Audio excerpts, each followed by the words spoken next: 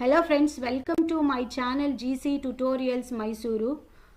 So I hope you all good. ಈ ಸೆಷನ್ನಲ್ಲಿ ನಾನು 8ನೇ ತರಗತಿಯ ಕನ್ನಡ ಪದಗಳ ಅರ್ಥವನ್ನು ತಗೊಂಡಿದ್ದೀನಿ. ಸೊ ಆಲ್ರೆಡಿ ನಮ್ಮ ಚಾನಲ್ನಲ್ಲಿ 6ನೇ ತರಗತಿ ಮತ್ತು 7ನೇ ತರಗತಿಯ ಪದಗಳ ಅರ್ಥ ಸಿಗುತ್ತೆ. ಅದನ್ನು ನೋಡಿಲ್ಲ ಅಂದರೆ ನೋಡಿ, ಈ ವಿಡಿಯೋದ ಡಿಸ್ಕ್ರಿಪ್ಷನ್ ಬಾಕ್ಸಲ್ಲಿ ಕೂಡ ಅದರ ಲಿಂಕ್ನ ಶೇರ್ ಮಾಡಿರ್ತೀನಿ.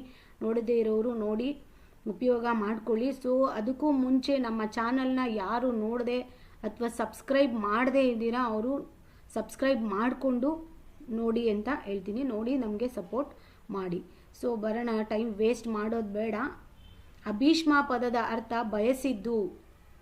ಆಚ್ಛಾದಿತ ಇದರ ಅರ್ಥ ಮುಚ್ಚಲ್ಪಟ್ಟ. ಆಧಿಪತ್ಯ ಇದರ ಅರ್ಥ ಯಜಮಾನಿಕೆ. ಕಳೇಬರ ಮೃತದೇಹ ಶರೀರ. ಕಳೇಬರ ಅರ್ಥ ಮೃತದೇಹ ಶರೀರ. ಗಣಿಸದೆ ಇದರ ಅರ್ಥ ಲೆಕ್ಕಿಸದೆ. ಗೌಪ್ಯ ಗುಟ್ಟು ರಹಸ್ಯ ಎಂದರ್ಥ. ಗೌಪ್ಯ ಗುಟ್ಟು ರಹಸ್ಯ. ಚಿಂದಿ ಇದರ ಅರ್ಥ ಚೂರು. ಪರಿವರ್ತನೆ ಇದರ ಅರ್ಥ ಬದಲಾವಣೆ. ಪರಿವರ್ತನೆಯ ಅರ್ಥ ಬದಲಾವಣೆ. ಪ್ರಶಂಸೆ ಇದರ ಅರ್ಥ ಹೊಗಳಿಕೆ. ಬಿಕಾರಿ ಇದರ ಅರ್ಥ ನಿರ್ಗತಿಕ. ವಿಲಾಯತಿ ಇದರ ಅರ್ಥ ವಿದೇಶ ಅಥವಾ ಅನ್ಯ ದೇಶ. ಹಸನ್ಮುಖಿ ನಗುಮುಖ ಉಳ್ಳವರು. ಹಸನ್ಮುಖಿಯ ಪದದ ಅರ್ಥ ನಗುಮುಖ ಉಳ್ಳವರು. ಹಗ್ಗ ಇದರ ಅರ್ಥ ಕಡಿಮೆ ಬೆಲೆ. ಅಲೆ ಎಂದರೆ ಸುತ್ತಾಡು. ಅಸ್ತ್ರ ಎಂದರೆ ಆಯುಧ. ಅಸ್ತ್ರದ ಅರ್ಥ ಆಯುಧ. ಜನಪ್ರಿಯ ಇದರ ಅರ್ಥ ಪ್ರಸಿದ್ಧ, ಖ್ಯಾತಿ ಪಡೆದ. ಜನಪ್ರಿಯ ಪದದ ಅರ್ಥ ಪ್ರಸಿದ್ಧ, ಖ್ಯಾತಿ ಪಡೆದ. ಪರಾಕಾಷ್ಠೆ ಇದರ ಅರ್ಥ ಕೊನೆಯ ಗಡಿ. ಪರಾಕಾಷ್ಠೆಯ ಅರ್ಥ ಕೊನೆಯ ಗಡಿ. ಪುಕ್ಕಟ್ಟೆ ಇದರ ಅರ್ಥ ಉಚಿತ. ಬುನಾದಿ ಇದರ ಅರ್ಥ ತಳಹದಿ. ಭಂಗಿ ಇದರ ಅರ್ಥ ವ್ಯಂಗ್ಯ ಅಥವಾ ಕುಟಿಲತೆ. ಭಂಗಿ ಪದದ ಅರ್ಥ ವ್ಯಂಗ್ಯ ಅಥವಾ ಕುಟಿಲತೆ. ಮಣ ಅಂದರೆ ಹೆಚ್ಚು ತೂಕವಾದ. ಮಣ ಹೆಚ್ಚು ತೂಕವಾದ. ಮರುಳು ಇದರ ಅರ್ಥ ಹುಚ್ಚುತನ. ಮರುಳು ಪದದ ಅರ್ಥ ಹುಚ್ಚುತನ. ಮಾಲೀಕ ಯಜಮಾನ. ಮಾಲೀಕ ಪದದ ಅರ್ಥ ಯಜಮಾನ. ಹರಡು ಪಸರಿಸು ಕೆದರು. ಹಿಂಜರಿಕೆ ಇದರ ಅರ್ಥ ಹಿಂದೆ ಸರಿ ಅಥವಾ ಕೀಳರಿಮೆ. ಹುನ್ನಾರ ಇದರ ಅರ್ಥ ಸಂಚು. ಒಕ್ಕು ಇದರ ಅರ್ಥ ಒಳಗೆ ಹೋಗು. ಅನರ್ಘ್ಯ ಇದರ ಅರ್ಥ ಶ್ರೇಷ್ಠ. ಉಜ್ಜಲ ಇದರ ಅರ್ಥ ಶ್ರೇಷ್ಠ. ಅನರ್ಘ್ಯ ಉಜ್ಜಲ ಇದರ ಅರ್ಥ ಶ್ರೇಷ್ಠ. ಉದ್ರೇಕ ಇದರ ಅರ್ಥ ಅತಿಶಯ ಅಥವಾ ಮೇರೆ ಮೀರು. ಉದ್ರೇಕ ಪದದ ಅರ್ಥ ಅತಿಶಯ ಅಥವಾ ಮೇರೆ ಮೀರು. ಸೊ ಫ್ರೆಂಡ್ಸ್, ನೀವು ಯಾರು ಈಗ ವಿಡಿಯೋ ನೋಡ್ತಿದ್ದೀರಾ, ಸಬ್ಸ್ಕ್ರೈಬ್ ಮಾಡದೆ ನೋಡ್ತಿದ್ದೀರಾ, ದಯವಿಟ್ಟು ಸಬ್ಸ್ಕ್ರೈಬ್ ಮಾಡಿಕೊಂಡು ಬೆಲ್ ಬಟನ್ ಹೊಡೆದು ವಿಡಿಯೋನ ನೋಡೋದ್ರಿಂದ ನಾವು ಮಾಡೋ ಯಾವುದೇ ವಿಡಿಯೋಸ್ ಬಂದು ನಿಮಗೆ ತಲುಪೋದಕ್ಕೆ ಈಸಿ ಆಗುತ್ತೆ. ಸೊ ಅದರದ್ದು ನೋಟಿಫಿಕೇಷನ್ ಬರಬೇಕು ಅಂದರೆ ನೀವು ಜಸ್ಟ್ ಒಂದು ಲೈಕ್ ಮಾಡಿ, ಶೇರ್ ಮಾಡಿ, ಸಬ್ಸ್ಕ್ರೈಬ್ ಬಟನ್ ಹೊಡೆದು ಬೆಲ್ ಬಟನ್ನ ಕ್ಲಿಕ್ ಮಾಡಿದರೆ ನಾವು ಮಾಡೋ ಅಂಥ ಎಲ್ಲ ವಿಡಿಯೋಸ್ ನೋಟಿಫಿಕೇಷನ್ನು ಕೂಡ ನಿಮಗೆ ಬಂದು ತಲುಪುತ್ತೆ. ಇದು ಎಲ್ಲ ಫ್ರೀ ಆಫ್ ಕಾಸ್ಟಲ್ಲಿರುತ್ತೆ. ವಿತಿನ್ ಸೆಕೆಂಡ್ಸಲ್ಲಿ ನೀವು ಒಂದು ಸಬ್ಸ್ಕ್ರೈಬ್ ಮಾಡ್ಬೋದು. ಸೊ ಮಾಡಿಕೊಂಡು ವಿಡಿಯೋನ ನೋಡಿ ನಮಗೂ ಕೂಡ ಸಪೋರ್ಟ್ ಮಾಡಿ. ನೆಕ್ಸ್ಟ್ ಬರೋಣ. ಕೆಚ್ಚೆದೆಯ ಇದರ ಅರ್ಥ ಭಯವಿಲ್ಲದ ಮನಸ್ಸಿನ. ಇದು ಸ್ವಲ್ಪ ಮಿಸ್ಟೇಕ್ ಆಗಿದೆ, ಇದು ಕಟ್ಟಾಗಿದೆ, ನೋಡ್ಕೊಳ್ಳಿ. ಭಯವಿಲ್ಲದ ಮನಸ್ಸಿನ. ತಂಗುಮನೆ ಇದರ ಅರ್ಥ ಪ್ರವಾಸಿಗರ ವಾಸ್ತವ್ಯಕ್ಕಾಗಿ ಇರುವ ಮನೆ. ತಂಗುಮನೆ ಇದರ ಅರ್ಥ ಪ್ರವಾಸಿಗರ ವಾಸ್ತವ್ಯಕ್ಕಾಗಿ ಇರುವ ಒಂದು ಮನೆಯನ್ನು ತಂಗುಮನೆ ಎಂದು ಕರೆಯುತ್ತೇವೆ. ತಾಸು ಎಂದರೆ ಗಂಟೆ. ತಾಸು ಪದದ ಅರ್ಥ ಗಂಟೆ. ನಂದನವನ ಇದರ ಅರ್ಥ ದೇವೇಂದ್ರನ ಉಪವನ ಅಥವಾ ಸಂತಸ ನೀಡುವ ಒಂದು ಪ್ರದೇಶ. ನಂದನವನ ಎಂದರೆ ದೇವೇಂದ್ರನ ಉಪವನ ಅಥವಾ ಸಂತಸ ನೀಡುವ ಒಂದು ಪ್ರದೇಶ. ನೀಲ್ಮನೆ ಇದರ ಅರ್ಥ ಪ್ರವಾಸಿಗರದು ಉಳಿದುಕೊಳ್ಳುವ ಮನೆ. ಪ್ರವಾಸಿಗರು ಉಳಿದುಕೊಳ್ಳುವ ಮನೆ. ಈ ಸ್ವಲ್ಪ ಟೈಪಿಂಗ್ ಸ್ವಲ್ಪ ಮಿಸ್ಟೇಕ್ ಆಗಿದೆ, ಸ್ವಲ್ಪ ಆ ಕಡೆ ಈ ಕಡೆ ಬಂದಿದೆ ನೋಡಿ. ಉಳಿದುಕೊಳ್ಳುವ ಮನೆ. ಅತಿಥಿ ಗೃಹ ಅಂತಲೂ ಕರೆಯುತ್ತೇವೆ. ನೀಲ್ಮನೆ ಎಂದರೆ ಅತಿಥಿ ಗೃಹ ಅಥವಾ ಪ್ರವಾಸಿಗರು ಉಳಿದುಕೊಳ್ಳುವ ಮನೆಯನ್ನು ನೀಲ್ಮನೆ ಎಂದು ಕರೆಯುತ್ತೇವೆ. ನೇಸರು ಇದರ ಅರ್ಥ ಸೂರ್ಯ. ನೇಸರು ಸೂರ್ಯ. ಪಡುವಣ ಪಶ್ಚಿಮ. ಪಾತರಗಿತ್ತಿ ಚಿಟ್ಟೆ ಪತಂಗ. ಬಣ್ಣಿಸು ಅಂದರೆ ವರ್ಣಿಸು, ಬಣ್ಣಿಸು ವರ್ಣಿಸು. ಬಿತ್ತರ ವಿಸ್ತಾರ. ಬಿರುಗಾಳಿ ಜೋರಾಗಿ ಬೀಸುವ ಗಾಳಿ, ಬಿರುಗಾಳಿ ಜೋರಾಗಿ ಬೀಸುವ ಗಾಳಿ. ಮುಸುಕು ಎಂದರೆ ಅಸ್ಪಷ್ಟ, ಮಸುಕು ಎಂದರೆ ಅಸ್ಪಷ್ಟ. ಮೃಗಜಲ ಅಂದರೆ ಬಿಸಿಲು ಕುದುರೆ ಅಥವಾ ಮರೀಚಿಕೆ. ಇದು ಆಲ್ರೆಡಿ 6th ಪಾಠದಲ್ಲಿ ಪದಗಳ ಅರ್ಥದಲ್ಲಿ ಬಂದಿದೆ. ಮೃಗಜಲ ಅಂದರೆ ಬಿಸಿಲು ಕುದುರೆ ಅಥವಾ ಮರೀಚಿಕೆ. ವಾಸ್ತುಶಿಲ್ಪ ಇದರ ಅರ್ಥ ಕಟ್ಟಡ ರಚನೆಯ ಕಲೆ. ವಾಸ್ತುಶಿಲ್ಪ ಅಂದರೆ ಕಟ್ಟಡ ರಚನೆಯ ಕಲೆಯನ್ನು ವಾಸ್ತುಶಿಲ್ಪ ಎನ್ನುತ್ತೇವೆ. ಸಂಪದ ಇದರ ಅರ್ಥ ಸಂಪತ್ತು ಅಥವಾ ಐಶ್ವರ್ಯ, ಸಂಪತ್ತು ಅಥವಾ ಐಶ್ವರ್ಯ. ಸಂಬೋಧಿಸು ಇದರ ಅರ್ಥ ಕುರಿತು ಹೇಳು, ಸಂಬೋಧಿಸು ಕುರಿತು ಹೇಳು. ಸಾರಥಿ ಎಂದರೆ ರಥವನ್ನು ಓಡಿಸುವವ ಅಥವಾ ವಾಹನ ಚಾಲಕನನ್ನು ಸಾರಥಿ ಎನ್ನುತ್ತೇವೆ. ಸ್ಮಾರಕ ಇದರ ಅರ್ಥ ನೆನಪಿಗಾಗಿ ಕಟ್ಟಿದ್ದು, ಸ್ಮಾರಕ ಪದದ ಅರ್ಥ ನೆನಪಿಗಾಗಿ ಕಟ್ಟಿದ್ದು. ಇಳೆ ಎಂದರೆ ಭೂಮಿ. ಕಾನನ ಎಂದರೆ ವನ ಕಾಡು. ಇದು ಸುಮಾರು ಎಕ್ಸಾಮ್ಸಲ್ಲಿ ಬಂದಿದೆ ವರ್ಡು. ಈ ಕಾನನ ಪದದ ಅರ್ಥ ವನ ಕಾಡು ಎಂದರ್ಥ. ತರ್ಕ ಅಂದರೆ ವಾದ ಮಾಡೋದು. ತಿರುಪೆ ಭಿಕ್ಷೆ, ತಿರುಪೆ ಅಂದರೆ ಭಿಕ್ಷೆ. ಪರಮೋಚ್ಚ ಇದರ ಅರ್ಥ ಅತ್ಯುನ್ನತ, ಪರಮೋಚ್ಚ ಪದದ ಅರ್ಥ ಅತ್ಯುನ್ನತ.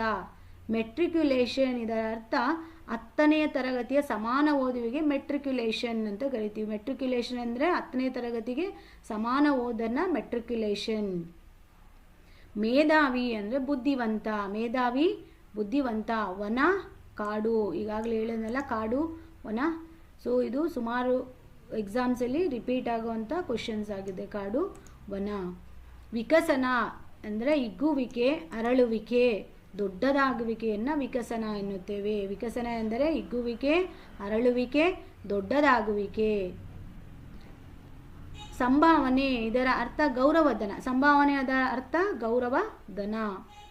ಸುಮ ಅಂದರೆ ಹೂ, ಸುಮ ಪದದ ಅರ್ಥ ಹೂ. ಐಸಿರಿ ಇದರ ಅರ್ಥ ಐಶ್ವರ್ಯ, ಸಂಪತ್ತು. ಕುತೂಹಲ, ಕುತೂಹಲ ಇದರ ಅರ್ಥ ಅನುಭವಿಸುವ ಅಥವಾ ತಿಳಿದುಕೊಳ್ಳುವ ಹಂಬಲ ಇರೋದನ್ನು ಕುತೂಹಲ ಎಂದು ಕರೆಯುತ್ತೇವೆ. ಅಥವಾ ಆಶ್ಚರ್ಯ, ಉತ್ಸುಕತೆ ಇದರ ಅರ್ಥ. ಕುತೂಹಲದ ಅರ್ಥ ಆಶ್ಚರ್ಯ, ಉತ್ಸುಕತೆ ಅಥವಾ ಅನುಭವಿಸುವ ತಿಳಿದುಕೊಳ್ಳುವ ಹಂಬಲ ಇರುವುದನ್ನು ಕೂಡ ಕುತೂಹಲ ಎನ್ನುತ್ತೇವೆ. ಕೊಪ್ಪರಿಗೆ ಇದರ ಅರ್ಥ ಕಡಾಯಿ. ಗುಮ್ಮಾಗಿ ಇದರ ಅರ್ಥ ಸುಮ್ಮನೆ, ಯಾರ ಬಳಿಯಲ್ಲಿ ಮಾತನಾಡದೇ ಇರುವವರನ್ನು ಗುಮ್ಮಾಗಿ ಎನ್ನುತ್ತೇವೆ. ಗುಮ್ಮಾಗಿ ಅಂದರೆ ಸುಮ್ಮನೆ ಇರೋದು ಅಥವಾ ಯಾರ ಬಳಿಯಲ್ಲಿ ಮಾತನಾಡದೇ ಇರುವುದು, ಮಾತನಾಡದೇ ಇರುವುದು. ಗೋಸಾಯಿ ಇದರ ಅರ್ಥ ಸನ್ಯಾಸಿ ಅಥವಾ ಬೈರಾಗಿಯನ್ನು ಗೋಸಾಯಿ ಎನ್ನುತ್ತೇವೆ. ತಿಕ್ಕಲು ಅಂದರೆ ಬುದ್ಧಿಭ್ರಮಣೆ, ಹುಚ್ಚು ಎಂದರ್ಥ. ತಿಕ್ಕಲು ಪದದ ಅರ್ಥ ಬುದ್ಧಿಭ್ರಮಣೆ ಅಥವಾ ಹುಚ್ಚು. ದಾದೇರು ಅಂದರೆ ಸೇವಕಿಯರು. ದಾದೇರು ಪದದ ಅರ್ಥ ಇದು ಕೂಡ ರಿಪೀಟ್ ಆಗಿರುವಂಥ ಕ್ವಶನ್ನೇ. ದಾದೇರು ಪದದ ಅರ್ಥ ಸೇವಕಿಯರು. ದಿರ್ಸು ಇದು ಕೂಡ ರಿಪೀಟ್ ಆಗಿರುವಂಥ ಕ್ವಶನ್. ದಿರ್ಸು ಪದದ ಅರ್ಥ ವಸ್ತ್ರ, ಬಟ್ಟೆ. ಮೊಗೆ ಅಂದರೆ ಬೊಗಸೆ, ತುಂಬ. ಮೊಗೆ ಪದದ ಅರ್ಥ ಬೊಗಸೆ ತುಂಬ. ಬೊಗಸೆ ಅಂದರೆ ಕೈ ಅಂತ, ಬೊಗಸೆ ತುಂಬ, ಕೈ ತುಂಬ. ಬೊಗಸೆ ಅಂದರೆ ಮೊಗೆ ಎಂದರೆ ಬೊಗಸೆ ತುಂಬ ಎಂದರ್ಥ. ಮೋರಿ ಅಂದರೆ ಚರಂಡಿ, ಗಟಾರ ಎಂದರ್ಥ. ಮೋರಿ ಪದದ ಅರ್ಥ ಚರಂಡಿ, ಗಟಾರ. ಯಥಾಸ್ಥಿತಿ ಅಂದರೆ ಮೊದಲಿದ್ದ ರೀತಿ. ಯಥಾಸ್ಥಿತಿ ಅಂದರೆ ಮೊದಲಿದ್ದ ರೀತಿ. ಸಂಭ್ರಮ, ಸಂತೋಷ. ಸುರವೊನ್ನೆ ಅಂದರೆ ಇದು ಒಂದು ಜಾತಿಯ ಹೂವಿನ ಮರ ಅಥವಾ ಪನ್ನಗನ ಸುರವೊನ್ನೆ ಎಂದು ಕರೆಯುತ್ತೇವೆ. ಆಣ್ಮ ಅಂದರೆ ಒಡೆಯ, ಸ್ವಾಮಿ. ಇದು ಆಲ್ರೆಡಿ 7th ಬಂದಿರುವಂಥ ಪದನೇ ಆಗಿದೆ. ಆಣ್ಮ ಪದದ ಅರ್ಥ ಒಡೆಯ, ಸ್ವಾಮಿ. ಆಶಿಸು ಎಂದರೆ ಬಯಸು. ಉದ್ಗಾತೃ ಅಂದರೆ ಋತ್ವಿಜ ಅಥವಾ ಯಜ್ಞದಲ್ಲಿ ಸಾಮಗಾನವನ್ನು ಆಡುವವರನ್ನು ಏನಂತ ಕರಿತೀವಿ? ಉದ್ಗಾತೃ ಎನ್ನುತ್ತೇವೆ. ಯಜ್ಞಗಳಲ್ಲಿ ಸಾಮಗಾನವನ್ನು ಆಡ್ತಾ ಇರ್ತಾರಲ್ಲ ಅವರಿಗೆ ಉದ್ಗಾತೃ ಎನ್ನುತ್ತೇವೆ ಅಥವಾ ಋತ್ವಿಜ ಎಂದು ಇನ್ನೊಂದು ಅರ್ಥ. ಎನಿತು ಅಂದರೆ ಎಷ್ಟು. ಎನಿತು ಇದು ಬಂದಿದೆ, ರಿಪೀಟ್ ಆಗಿರೋ ಕ್ವಶನ್ಸು. ಎನಿತು ಪದದ ಅರ್ಥ ಎಷ್ಟು. ಎಸಗಲಿ ಅಂದರೆ ಆಶೀರ್ವದಿಸಲಿ. ಆಶೀರ್ವದಿಸಲಿ ಪದದ ಅರ್ಥ, ಎಸಗಲಿ ಪದದ ಅರ್ಥ ಆಶೀರ್ವದಿಸಲಿ. ಕವಿ ಅಂದರೆ ಆವರಿಸು, ಮುತ್ತು ಎಂದರ್ಥ. ಮುತ್ತಿಕೊಳ್ಳೋದು, ಕವಿದುಕೊಳ್ಳೋದು ಅಂತ ಹೇಳ್ತೀವಲ್ಲ, ಆವರಿಸೋದು. ಸೊ ಕವಿ ಪದದ ಅರ್ಥ ಆವರಿಸು, ಮುತ್ತು. ಕಾನನ, ಕಾಡು, ಅರಣ್ಯ. ನೋಡಿ, ಇದು ರಿಪೀಟ್ ಬರುವಂಥ ಕ್ವೆಶನ್ ಆಗಿದೆ. ಕಾಡು ಪದದ ಅರ್ಥ ಕಾನನ, ಕಾಡು, ಅರಣ್ಯ ಎಂದರ್ಥ. ಕಾನನ ಪದದ ಅರ್ಥ ಕಾಡು, ಅರಣ್ಯ. ಚೇತನ ಅಂದರೆ ಶಕ್ತಿ, ಚೈತನ್ಯ. ಚೇತನ ಪದದ ಅರ್ಥ ಶಕ್ತಿ, ಚೈತನ್ಯ. ತರಗು ಅಂದರೆ ಕುಂದುವಿಕೆ. ತರಗು ಪದದ ಅರ್ಥ ಕುಂದುವಿಕೆ. ಇರುಳು ಅಂದರೆ ರಾತ್ರಿ. ಇರುಳು ಪದದ ಅರ್ಥ ರಾತ್ರಿ. ತುಡುಕಿ ಅಂದರೆ ಕಸಿದುಕೊಂಡೋದು, ಕಿತ್ತುಕೊಳ್ಳೋದನ್ನು ತುಡುಕಿ ಅಂತ ಕರೀತೇವೆ. ತೊಳಲು ಎಂದರೆ ಚಿಂತೆ ಮಾಡು, ಶ್ರಮ ಪಡು. ತೊಳಲು ಅಂದರೆ ಚಿಂತೆ ಮಾಡೋದು, ಶ್ರಮ ಪಡೋದನ್ನು ತೊಳಲು ಪಡೋದು, ತೊಳಲು ಎಂದರ್ಥ. ಪರಿಪಾಲಿಸು ಅಂದರೆ ರಕ್ಷಣೆ ಮಾಡು, ಕಾಪಾಡು. ಪರಿಪಾಲಿಸೋದು ಅಂದರೆ ರಕ್ಷಣೆ ಮಾಡೋದು, ಕಾಪಾಡೋದು. ಬೇಹು ಅಂದರೆ ಗುಪ್ತಾಚಾರ. ಬೇಹುಗಾರಿಕೆ, ಗುಪ್ತಚಾರಿಕೆ ಅಂದರೆ ಬೇಹು ಅಂದರೆ ಗುಪ್ತಾಚಾರ. ಮಂಕು ಅಂದರೆ ಭ್ರಾಂತಿ. ಮಂಕು ಪದದ ಅರ್ಥ ಭ್ರಾಂತಿ. ವಿನೋದ ಅಂದರೆ ಹಾಸ್ಯ, ಉಸ್ತುಕತೆ. ವೃಂದ ಅಂದರೆ ಸಮೂಹ, ಗುಂಪು. ವೃಂದ ಸಮೂಹ, ಗುಂಪು. ಸಂದೇಹ ಅಂದರೆ ಅನುಮಾನ. ಸಂದೇಹ ಪದದ ಅರ್ಥ ಅನುಮಾನ. ಸತಿ ಎಂದರೆ ಹೆಂಡತಿ. ಸತಿ ಪದದ ಅರ್ಥ ಹೆಂಡತಿ. ಸಲಹು ಅಂದರೆ ಕಾಪಾಡು. ಸಲಹು ಪದದ ಅರ್ಥ ಕಾಪಾಡು. ಸುತೆ, ಇದು ಎಕ್ಸಾಮಲ್ಲಿ ಬಂದಿರುವಂಥ ಕ್ವಶನ್ನೇ, ರಿಪೀಟ್ ಆಗಿರೋ ಕ್ವಶನ್ ಇದು. ಸುತೆ ಅಂದರೆ ಮಗಳು, ಸುತ ಅಂದರೆ ಮಗ. ಅವನ ಅಂದರೆ ಹೋಮ, ಯಜ್ಞ. ಅವನ ಎಂದರೆ ಹೋಮ, ಯಜ್ಞ. ಸೊ ಫ್ರೆಂಡ್ಸ್, ಇಲ್ಲಿವರೆಗೂ ನೀವು ನಮ್ಮ ಚಾನೆಲ್ನ ಸಬ್ಸ್ಕ್ರೈಬ್ ಮಾಡದೆ ನೋಡ್ತಾ ಇದ್ದರೆ ದಯವಿಟ್ಟು ಒಂದು ಸಬ್ಸ್ಕ್ರೈಬ್ ಮಾಡಿಕೊಂಡು ಬೆಲ್ ಬಟನ್ನ ಹಿಟ್ ಮಾಡಿ ನೋಡಿ. ನಿಮಗೆ ನಾವು ನೆಕ್ಸ್ಟು ಮಾಡೋ ಯಾವುದೇ ವೀಡಿಯೋಸ್ ಇದ್ರೂ ನಿಮಗೆ ಬಂದು ತಲುಪೋದಕ್ಕೆ ತುಂಬ ಉಪಯೋಗ ಆಗುತ್ತೆ. ನಾನು ಈಗ ಕನ್ನಡ ಮಾಡ್ತಾ ಇದ್ದೇನೆ. ಇಂಗ್ಲೀಷ್ ಆಗಲಿ, ಸೈನ್ಸ್ ಆಗಲಿ, ಯಾವುದೇ ಸಬ್ಜೆಕ್ಟ್ದು ವೀಡಿಯೋಸು ನಾನು ಮಾಡಿದರೂ ಕೂಡ ನಿಮಗೆ ಬಂದು ತಲುಪಬೇಕು ಅನ್ನೋದಿದ್ರೆ ನೀವು ಸಬ್ಸ್ಕ್ರೈಬ್ ಮಾಡಿ ಬೆಲ್ ಬಟನ್ ನೋಡಿದ್ರೆ ಮಾತ್ರ ನಿಮಗೆ ನೋಟಿಫಿಕೇಷನ್ಸ್ ಬರುತ್ತೆ. ಈ ಕ್ಲಾಸ್ ಎಲ್ಲ ಫ್ರೀ ಆಫ್ ಕಾಸ್ಟ್ ಆಗಿರೋದ್ರಿಂದ ನೀವು ಸಬ್ಸ್ಕ್ರೈಬ್ ಮಾಡ್ಕೊಳ್ಳೋದು ಯಾವುದೇ ರೀತಿ ಏನೂ ಪ್ರಾಬ್ಲಮ್ ಇಲ್ಲ. ಸೊ ಮಾಡಿಕೊಂಡ್ರೆ ಉಪಯೋಗನೇ ಆಗುತ್ತೆ. ಎಕ್ಸಾಮ್ಸ್ಗೆ ಓದ್ತಾ ಇರೋವಂಥ ಮಕ್ಕಳಿಗಾಗಿರ್ಬೋದು, ಇದೇ 8ನೇ ತರಗತಿಯಲ್ಲಿ ಓದೋ ಮಕ್ಕಳಿಗಾಗಿರ್ಬೋದು, ಅಥವಾ ಕಾಂಪಿಟೇಟಿವ್ ಎಕ್ಸಾಮ್ಸ್ಗೆ ಓದೋವಂಥ ಯಾವುದೇ ಕ್ಯಾಂಡಿಡೇಟ್ಸಿಗಾಗಿರ್ಬೋದು. GPSTR ಬರುತ್ತೆ ಈಗ. ನೆಕ್ಸ್ಟು ಕಾಲಾಗೋ exams GPSTR, HSTR, PSTR, PSI, police constable, ಯಾವುದೇ ಥರ FDA, SDA, group C exams ಯಾವುದೇ ಆಗಲಿ, ಎಲ್ಲ ಎಕ್ಸಾಮ್ಸಲ್ಲೂ ಪದಗಳ ಅರ್ಥ ಅನ್ನೋದು ಒಂದು ಕಂಪಲ್ಸರಿ ಬರುವಂಥ ಒಂದು ಕಂಟೆಂಟ್ ಆಗಿರೋದ್ರಿಂದ ಸೊ ಒಂದು ಸಬ್ಸ್ಕ್ರೈಬ್ ಮಾಡಿಕೊಂಡು ನೋಡಿ. ನಿಮ್ಮ ಮನೆಯಲ್ಲಿ ನಿಮಗೆಲ್ಲ ಅಂದ್ರೂ ಮಕ್ಕಳಿಗೆ ಅಥವಾ ನಿಮ್ಮ ಫ್ರೆಂಡ್ಸಿಗೆ, ಫ್ಯಾಮಿಲಿ ಮೆಂಬರ್ಸಿಗೆ ಯಾರಿಗಾದರೂ ಉಪಯೋಗ ಆಗೇ ಆಗುತ್ತೆ. ಸೊ ನೆಕ್ಸ್ಟ್ ಬರೋಣ. ಅಸುಳೆ, ಇದರ ಅರ್ಥ ಮಗು. ಅಸುಳೆ ಪದದ ಅರ್ಥ ಮಗು. ಅಂಚು ಅಂದರೆ ದಡ ಅಥವಾ ತೀರ. ಅಂಚು, ದಡ, ತೀರ. ಆತಂಕ, ಭಯ, ಅಡ್ಡಿ. ಇದು ಸ್ವಲ್ಪ ಮಿಸ್ಟೇಕ್ ಆಗಿದೆ ಸ್ಪೆಲ್ಲಿಂಗ್ ನೋಡಿ. ಅಡ್ಡಿ ಅದು ಎಕ್ಸ್ಟ್ರಾ ಏನೋ ಬಂದಿದೆ, ಅದು ಭಯ, ಅಡ್ಡಿ. ಕಡ ಅಂದರೆ ಸಾಲ. ಕಾಸು ಅಂದರೆ ಹಣ, ದುಡ್ಡು. ಕಾಸು ಪದದ ಅರ್ಥ ಹಣ, ದುಡ್ಡು. ಕೊಂಚ ಅಂದರೆ ಅಲ್ಪ ಅಥವಾ ಸ್ವಲ್ಪ ಎಂದರ್ಥ. ಕೊಂಚ ಅಂದರೆ ಅಲ್ಪ ಅಥವಾ ಸ್ವಲ್ಪ. ಚರಟ ಅಂದರೆ ಗಸಿ ಅಥವಾ ಕಾಪಿ ಸೋಸಿದ ನಂತರ ಉಳಿಯುವುದನ್ನು ಗಸಿ ಎನ್ನುತ್ತೇವೆ ಅಥವಾ ಚರಟ ಎನ್ನುತ್ತೇವೆ. ಚರಟ ಪದದ ಅರ್ಥ ಗಸಿ ಅಥವಾ ಕಾಫಿ ಸೋಸಿದ ನಂತರ ಉಳಿಯುವಂಥದ್ದನ್ನು ಚರಟ ಎನ್ನುತ್ತೇವೆ. ಚಿಮಣಿ ದೀಪ ಅಂದರೆ ಸೀಮೆ ಎಣ್ಣೆಯ ದ್ವೀಪ. ದ್ವೀಪ ಅಲ್ಲ, ದೀಪ. ಸೀಮೆ ಎಣ್ಣೆಯ ದೀಪ. ಕೆರೋಸಿನ್ದು ಬರೋದು, ಕೆರೋಸಿನ್ ಸೀಮೆ ಎಣ್ಣೆ. ಸೊ ಚಿಮಣಿ ದೀಪ ಅಂದರೆ ಸೀಮೆ ಎಣ್ಣೆ ದೀಪ. ಚೌಲ ಪದದ ಅರ್ಥ ಮುಡಿ ತೆಗೆಸು ಅಥವಾ ತಲೆ ಕೂದಲನ್ನು ತೆಗೆಸುವುದು. ಚೌಲ ಮಾಡಿಸುವುದು ಅಂದರೆ ತಲೆ ಕೂದಲನ್ನು ತೆಗೆಸೋದು ಅಥವಾ ಮುಡಿ ತೆಗೆಸೋದನ್ನು ಚೌಲ ಎನ್ನುತ್ತೇವೆ. ಜೋನಿ ಬೆಲ್ಲ ಅಂದರೆ ನೀರು ಬೆಲ್ಲ. ಜೋನಿ ಬೆಲ್ಲ ಪದದ ಅರ್ಥ ನೀರು ಬೆಲ್ಲ. ದೂರ್ವೆ ಪದದ ಅರ್ಥ ಗರಿಕೆ. ದೂರ್ವೆ ಅಂದರೆ ಇದು ರಿಪೀಟ್ ಆಗಿದೆ. ಇದು ಸುಮಾರು ಎಕ್ಸಾಮ್ಸಲ್ಲಿ TT ಎಕ್ಸಾಮ್ಸಲ್ಲಾಗಿರ್ಬೋದು, ಸುಮಾರು ಎಕ್ಸಾಮ್ಸಲ್ಲಿ ದೂರ್ವೆ ಪದದ ಅರ್ಥ ಗರಿಕೆ, ಇದು ರಿಪೀಟ್ ಆಗಿರೋ ಕ್ವೆಶನ್. ದೈನಿಕ, ಇದರ ಅರ್ಥ ದಿನನಿತ್ಯ ಅಥವಾ ಪ್ರತಿ ದಿನ. ದೈನಿಕ ಪದದ ಅರ್ಥ ದಿನನಿತ್ಯ ಅಥವಾ ಪ್ರತಿ ದಿನ. ನಸುಕು ಇದರ ಅರ್ಥ ಮುಂಜಾನೆ ಬೆಳಗಿನ ಸಮಯವನ್ನು ನಸುಕಿನ ಸಮಯ ಅಥವಾ ಮುಂಜಾನೆಯ ಸಮಯ. ನಸುಕು ಎಂದರೆ ಮುಂಜಾನೆ ಅಥವಾ ಬೆಳಗಿನ ಸಮಯ. ನಿವಾರಣೆ ಅಂದರೆ ದೂರ ಮಾಡು, ಹೋಗಲಾಡಿಸು ಎಂದರ್ಥ. ನಿವಾರಣೆ ಪದದ ಅರ್ಥ ದೂರ ಮಾಡು, ಹೋಗಲಾಡಿಸು. ನೆವ ಎಂದರೆ ಕಾರಣ, ನೆಪ. ನೆವ ಹೇಳೋದು, ಕಾರಣ ಹೇಳೋದು, ನೆಪ ಹೇಳೋದು. ಪಟಾಂಗ ಎಂದರೆ ಹರಟೆ, ಮಾತುಕತೆ, ಪಟಾಂಗ. ಯಥೇಚ್ಛ ಅಂದರೆ ಬೇಕಾದಷ್ಟು. ಯಥೇಚ್ಛ ಪದದ ಅರ್ಥ ಬೇಕಾದಷ್ಟು. ಸಂಗತಿ ಎಂದರೆ ವಿಷಯ. ಸಂಗತಿ ಅಂದರೆ ವಿಷಯ. ಹಸನ್ಮುಖಿ ಅಂದರೆ ನಗುಮುಖ. ಹಸನ್ಮುಖಿ ಮೋಸ್ಟ್ಲಿ ಇದು ರಿಪೀಟ್ ಆಗಿದೆ ಅನಿಸುತ್ತೆ, ಮೊದಲು ಬಂದಿತ್ತು. So okay. ಹಸನ್ಮುಖಿ ಅಂದರೆ ನಗುಮುಖ, ನಗುಮೊಗ. ಅಂತುಟು. ಅಂತುಟು ಅಂದರೆ ಅಷ್ಟು, ಹಾಗೆ ಎಂದರ್ಥ. ಅಂತುಟು ಪದದ ಅರ್ಥ ಅಷ್ಟು, ಹಾಗೆ. ಅನ್ನರ್ ಅಂದರೆ ಅಂತಹವರು, ಅಂಥವರು. ಅನ್ನರ್ ಅಂದರೆ ಅಂತಹವರು.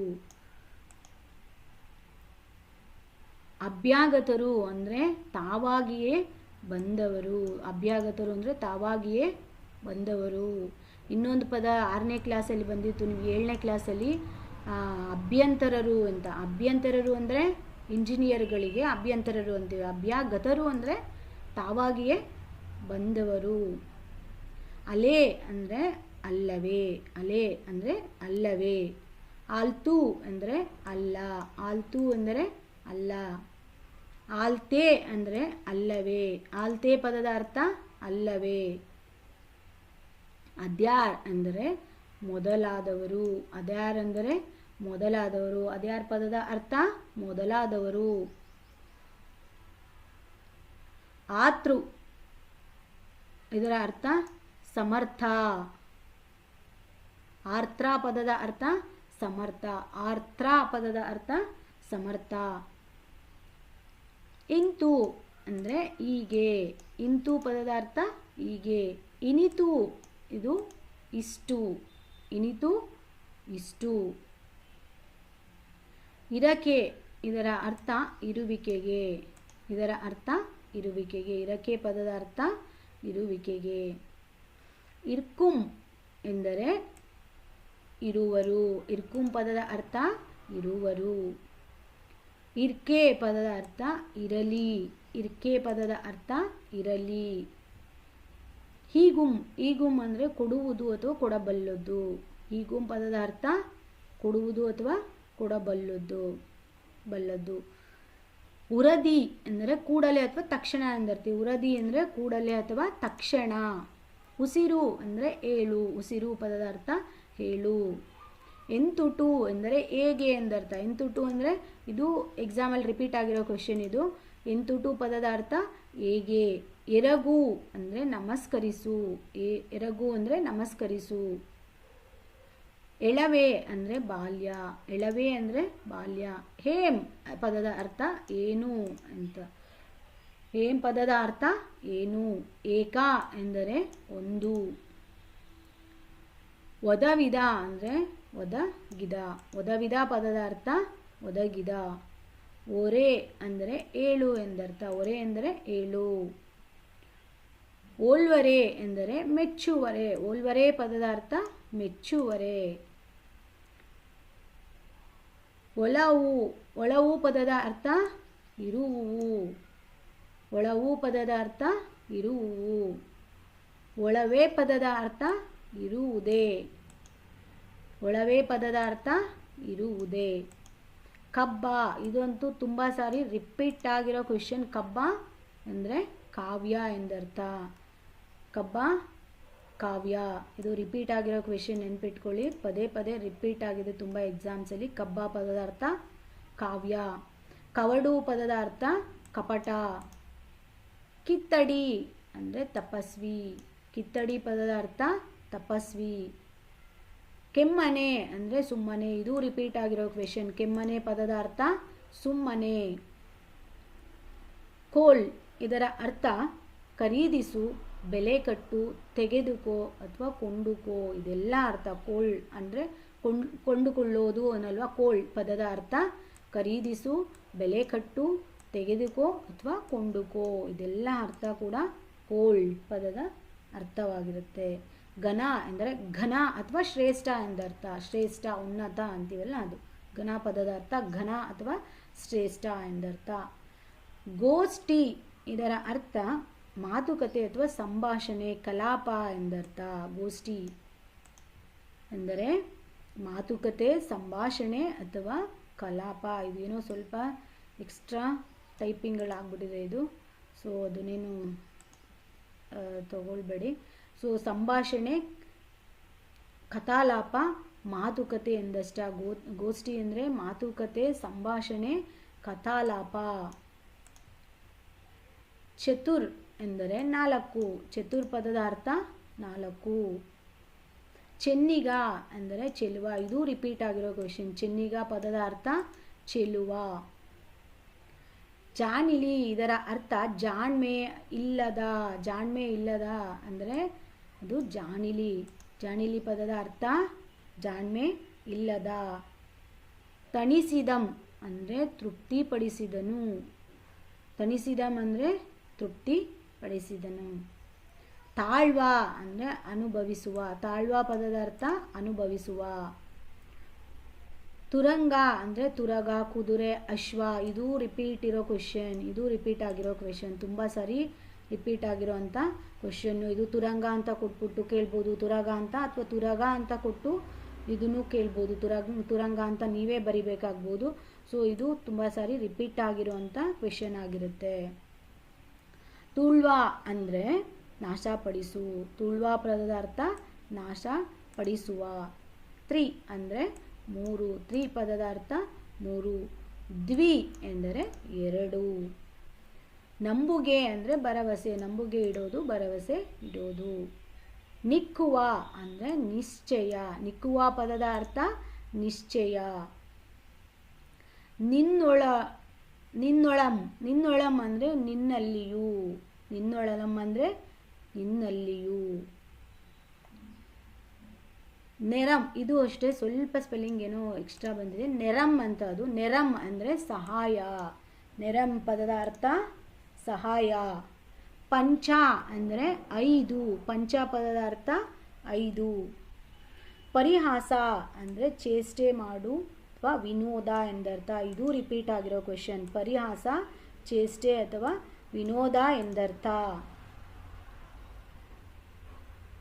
ಪಾಸುಹೊಕ್ಕು ಇದರ ಅರ್ಥ ಹಾಸುಹೊಕ್ಕು. ಪಾಸುಹೊಕ್ಕು ಪದದ ಅರ್ಥ ಹಾಸುಹೊಕ್ಕು. ಪುಗುತರ್ಪುದಂ ಇದರ ಅರ್ಥ ಪ್ರವೇಶಿಸುವುದು ಅಥವಾ ಪ್ರವೇಶಿಸಿತು ಎಂದರ್ಥ. ಪುಗುತರ್ಪುದಂ ಅಂದರೆ ಪ್ರವೇಶಿಸುವುದು ಅಥವಾ ಪ್ರವೇಶಿಸಿತು ಎಂದರ್ಥ. ಪುರುಳಂ. ಪುರುಳಂ ಅಂದರೆ ದ್ರವ್ಯವನ್ನು. ಪುರುಳಂ ಪದದ ಅರ್ಥ ದ್ರವ್ಯವನ್ನು. ಪೇರ್ಮೆ ಅಂದರೆ ಎಮ್ಮೆ ಎಂದರ್ಥ. ಹೆಮ್ಮೆ. ಪೇರ್ಮೆ ಪದದ ಅರ್ಥ ಎಮ್ಮೆ. ಪೇಳ್ವಾ ಪದದ ಅರ್ಥ ಆಜ್ಞಾಪಿಸುವ. ಆಜ್ಞಾಪಿಸುವ ಪೇಳ್ವಾ. ಪೇಳ್ವಾ ಅಂದರೆ ಆಜ್ಞಾಪಿಸುವ. ಪೋಯ್ ಅಂದರೆ ಕೊಡು ಎಂದರ್ಥ. ಪೋಯ್ ಪದದ ಅರ್ಥ ಕೊಡು. ಬಟ್ಟೆ, ಇದು ಆಲ್ರೆಡಿ ರಿಪೀಟ್ ಆಗಿರೋ ಕ್ವೆಶನ್. ಬಟ್ಟೆ ಅಂದರೆ ದಾರಿ. ಬಟ್ಟೆ ಪದದ ಅರ್ಥ ದಾರಿ. 7ನೇ ತರಗತಿಯಲ್ಲೂ ಕೂಡ ಇದೆ ಇದು. ಸೊ ಬಲ್ಪು ಇದರ ಅಂದರೆ ಸಾಮರ್ಥ್ಯ. ಬಲ್ಪು ಪದದ ಅರ್ಥ ಸಾಮರ್ಥ್ಯ. ಬಾಲ್ಮೆ ಪದದ ಅರ್ಥ ಬಲುಮೆ ಅಥವಾ ಶಕ್ತಿ ಎಂದರ್ಥ. ಬಲುಮೆ ಅಥವಾ ಶಕ್ತಿ ಎಂದರ್ಥ. ಬಾವನ್ನ ಎಂದರೆ ಶ್ರೀಗಂಧ. ಬಾವನ್ನ ಎಂದರೆ ಶ್ರೀಗಂಧ. ಬಾವಿ ಪದದ ಅರ್ಥ ಬಾಳಿಸುವ ಅಥವಾ ಉಳಿಸುವ ಎಂದರ್ಥ. ಬಾವಿ ಅಂದರೆ ಬಾಳಿಸುವ ಅಥವಾ ಉಳಿಸುವ ಎಂದರ್ಥ. ಬೆಮೆಗೊಂಡು ಅಂದರೆ ಭ್ರಮೆಗೊಳ್ಳೋದು ಅಥವಾ ಆಸೆ ಪಡೋದು. ಬೆಮೆಗೊಂಡು ಅಂದರೆ ಭ್ರಮೆಗೊಳ್ಳೋದು ಅಥವಾ ಆಸೆ ಪಡೋದು. ಬೆಮೆಗೊಂಡು ಅಂದರೆ ಭ್ರಮೆಗೊಂಡು ಅಥವಾ ಆಸೆ ಪಟ್ಟು. ಭವತಿ ಅಂದರೆ ಪೂಜ್ಯಳೆ ಎಂದರ್ಥ. ಭವತಿ ಅಂದರೆ ಪೂಜ್ಯಳೆ. ಮನೆ ವಾಳ್ತೆ ಅಂದರೆ ತನ್ನ ಸಂಸಾರ. ಮನೆ ವಾಳ್ತೆ ಅಂದರೆ ತನ್ನ ಸಂಸಾರ. ಮನ್ನಿಸಿ. ಮನ್ನಿಸಿ ಅಂದರೆ ಗೌರವಿಸಿ. ಮನ್ನಿಸಿ ಅಂದರೆ ಗೌರವಿಸಿ. ಮಾಣ್ ಅಂದರೆ ಬಿಡು. ಮಾಣ್ ಪದದ ಅರ್ಥ ಬಿಡು. ಮುಮ್ ಅಂದರೆ ಮುಂದಿನ. ಮುಮ್ ಪದದ ಅರ್ಥ ಮುಂದಿನ. ಇದು ಅಷ್ಟೇ, ಸ್ವಲ್ಪ ಏನೋ ಸ್ಪೆಲ್ಲಿಂಗ್ ಮಿಸ್ಟೇಕ್ ಇದೆ. ಮುಂತಪ್ಪ ಬರಬೇಕಿದು, ಆ ಪ ಸ್ವಲ್ಪ ಕಟ್ಟಾಗಿ ಆ ಕಡೆ ಬಂದಿದೆ. ಮುಂತಪ್ಪ ಪದದ ಅರ್ಥ ಮೊದಲಾದ. ಮುಂತಪ್ಪ ಪದದ ಅರ್ಥ ಮೊದಲಾದ. ಮೃಷ್ಪ ಪದದ ಅರ್ಥ, ಮೃಷ್ಪ ಪದದ ಅರ್ಥ ರಸವತ್ತಾದ, ರುಚಿಯಾದ. ಮೃಷ್ಪ ಪದದ ಅರ್ಥ ರಸವತ್ತಾದ, ರುಚಿಯಾದ. ಮೈಮೆಗಾರ ಇದರ ಅರ್ಥ ಶ್ರೇಷ್ಠ, ಸಮರ್ಥ. ಮೈಮೆಗಾರ ಶ್ರೇಷ್ಠ, ಸಮರ್ಥ.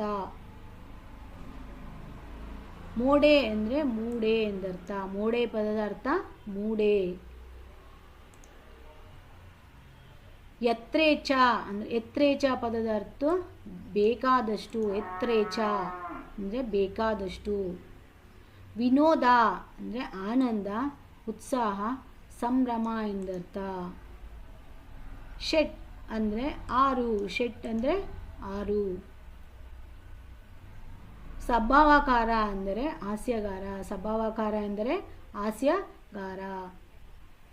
ಸಾವಿರ ಅಂದರೆ ಸಾವಿರ. ಸಾವಿರ ಪದದ ಅರ್ಥ ಸಾವಿರ. ಸಿಂಗರದ ಅಂದರೆ ಸೊಬಗಿನ ಅಥವಾ ಭೂಷಣ ಪ್ರಾಯವಾದ ಎಂದರ್ಥ.